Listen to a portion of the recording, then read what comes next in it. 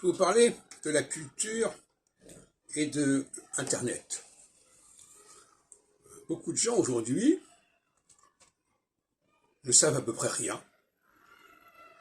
si ce n'est par le biais d'Internet. Ce qui veut dire que quand on les interroge, il faut qu'ils aillent vérifier, ils emploient ce mot d'ailleurs, vérifier ce qu'il en est.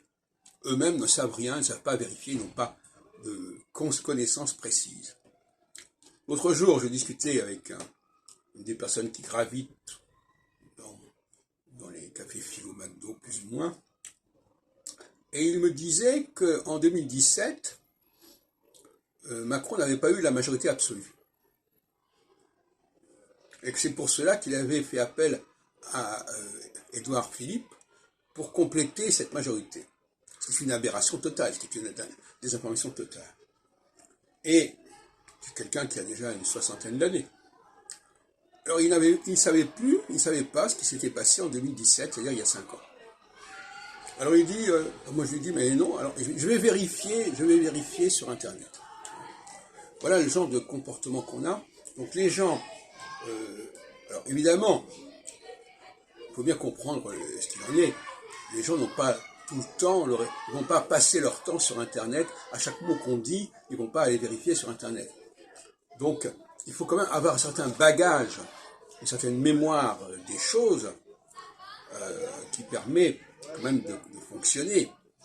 Quelqu'un qui est complètement dépendant d'Internet.